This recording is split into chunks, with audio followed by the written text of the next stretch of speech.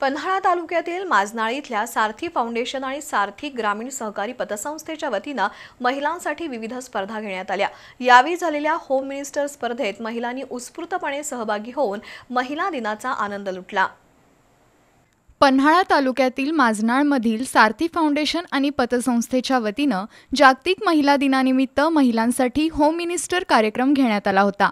त्यामध्ये महिला उत्स्फूर्तपणे सहभागी झाल्या होत्या।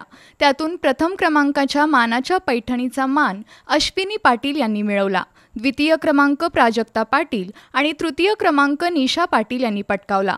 प्रमुख पाहुणे म्हणून अन्न नागरी विभागाच्या पुरवठा निरीक्षक कविता डवंग, शासनाच्या वित्त विभागातील अधिकारी विनायक पाटील, अजित पाटील, अक्षय जाधव, सूरज झेंडे, अक्षय पवार, कृष्णात पाटील, सचिव रोहित पाटील, संभाजी डवंग, माजी सरपंच सुरेश मगदूम, माजी सरपंच भिकाजी गुरव यांच्यासह सारथीचे पदाधिकारी, बचत गटाच्या महिला आणि ग्रामस्थ उपस्थित होते।